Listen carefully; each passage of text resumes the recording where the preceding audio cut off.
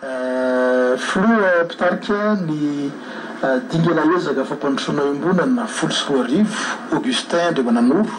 izy moa dia ministry ny poste sy ny fifandraisan-davitra ary ny teknolojia vaovao izay vahiny ny televizionna malagasy resaka mikasika ny dingana ezaka fampandrosoana imbonana folo sy roa arivo io inona moa zany tena antom-pisiny izy io ny antom-pisiny moa zany dia natao indrindra mba anatanterahana reny fanamby nataontsika tamin'ny tolom-bahoaka ireny nahita tsara tsika angambany fa betsaka ny zava-nitranga teto amin'ny tany sy ny firenena tao anatin'ny 10 taona zay Madagasikara naleo tena amin'ity taona folo sy roa arivo ity zany dia mitaky fanamby vaovao izany raha iverina hoe taonjato iray 100 taona zany no indray andro zany hoe efa mitato vovonana zany tsika amin'ity taona folo sy roa arivo ity raha tamin'ny mandro maraina somary valabalaky ny lasy tsika vaoaka malagasy teo koa ny atsika mamiry firy nefany raha mitato volana zany rehefa mba rarindra ilay kibikepaky ny anoanana zany mba ahita sakafo zany hoe misy etaeta ny malagasy misy anoanana tokony zany amin'ity taona folo sy roa arivo ity efa mba rariny raha mba hita vandrany zany zavatra ny vahoaka malagasy ary ny folakandro zany hoe ny 10 taona ho avy eo manomboka amin'izao taona izao dia mba ho masoandro mibalika amin'ny fahalevanja no avelatsika ho amin'ny taranaky Madagasikara mba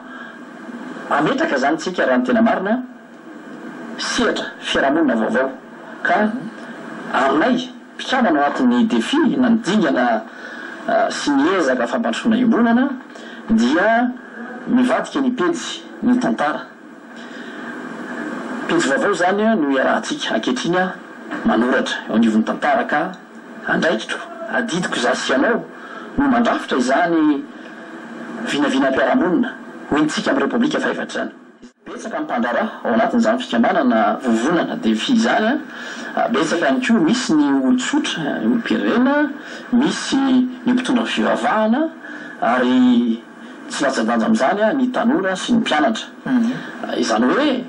ao anatin'ny misy miteny filamatra zay napetraka hoe mivonona masay mandraisy andraikitra izy io dia raha mihaino tsara itsika ny tamin'ny kabary ny flo tamin'ny fiarabana ny vahoaka malagasy tamin'ny fampelezam-pirenena zany dia reo fehi-kevitra telo reo no tena mivokatry ny vaingana fahavononana ary ny fasahina sy ny fandraisana andraikitra tokony zany ny olom-pirenena rehetra ankehitriny tsy ifampiandry intsony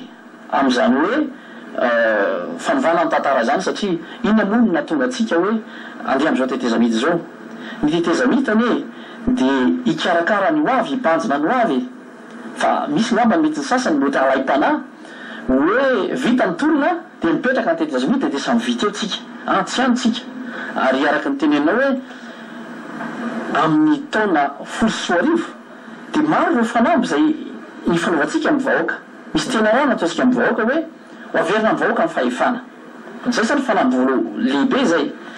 amin'izay fomba amerenantsika amin'ny vahoaka amin'ny fahefana zay dia omentsika azy ny zolo malalaka ifidy zay hosolo-tenany hosolo-mavim-bahoaka ny Madagasikara ary eo any koa ny afahan'ny mifidy zay hitantana ny repoblika fahefatra ary anao repoblika fahefatra tsika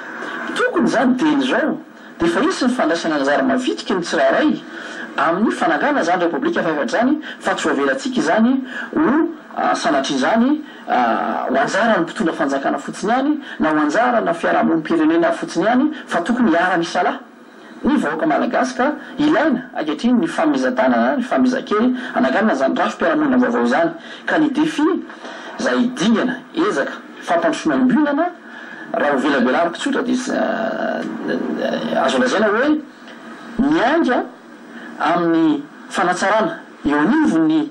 manodidinanao eo anivony akohonanao eo anivony fiarahamonina zay misy anao ary eo anivony faritra ary sy ny firenena malagasy raha manontolo mihitsy raha izay no tanterakitsika dia vitatsika raha fanamby toetrany mandeha rery zany défi zany fa nga tsy miaraka amin'ny tanora gasy vonona zay manoana ny filohan'ny rajoelona ohatrany somary nisy hevitra ny safelipelika teo io anao anazavan'izay Andriamato Augustin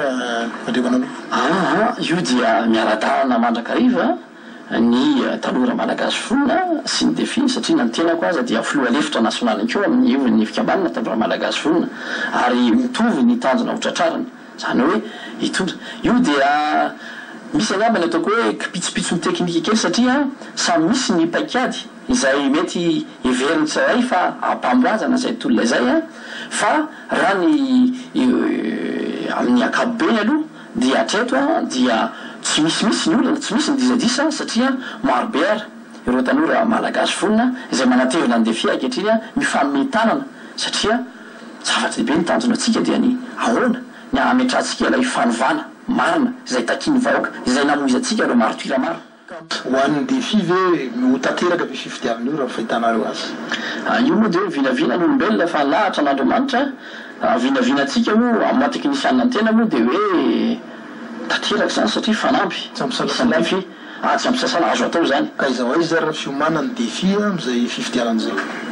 ny defi ankehitriny a ny mamaky anazy aloha dia rotsak'olona tokoa ve aloha zany nareo amin'io mbola tsy ana aloha ny resako zao ny zavatra mamaky atsika zao dia hoe inona lay dinany sotoavina ahafahana ifamatorana ho an'ny mpitondra sy izay vahoaka ho tantaniny tsy maintsy ho izahana ny amporotsaka ny rehetrarehetra zany ny akolafikery rehetrarehetra andray anjara vitrika am'izany fividianana zany zay ho zava-dehibe kodiaran'ila matsy hokodiaran'ila satria ny zavatra tsy mety eny hoe na tamin'ny repoblika voalohany na repoblika faharoa na repoblika fahatelo zay ny dimbiasana teo a dia izay rehetrarehetra na azo fahefana dia voatery niala teo amin'ny fitonana tamin'ny firotsahana an-dalambe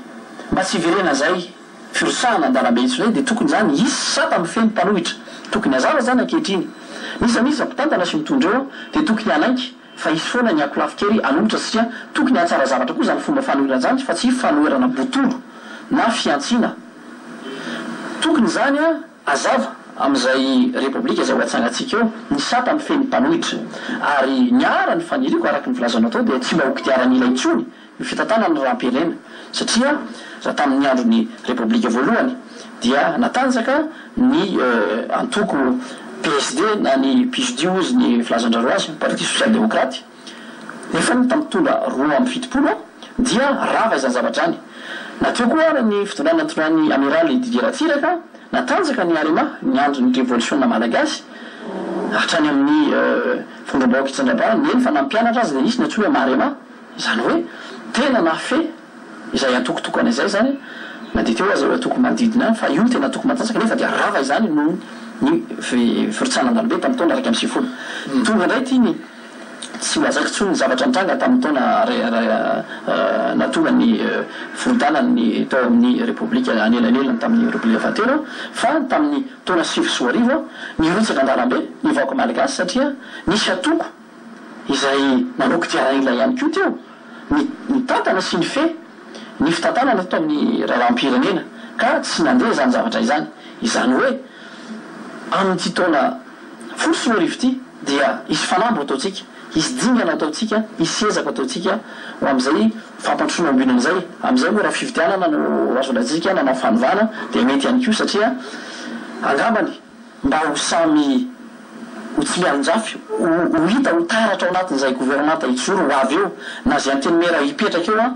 fa tena mahasolo tena ny hery rehetrarehetra mivotra eto Madagasikara tokoa izany fitonany vaovao zany dia saroantsika tanteraka ny vahintsika avy amin'ny defi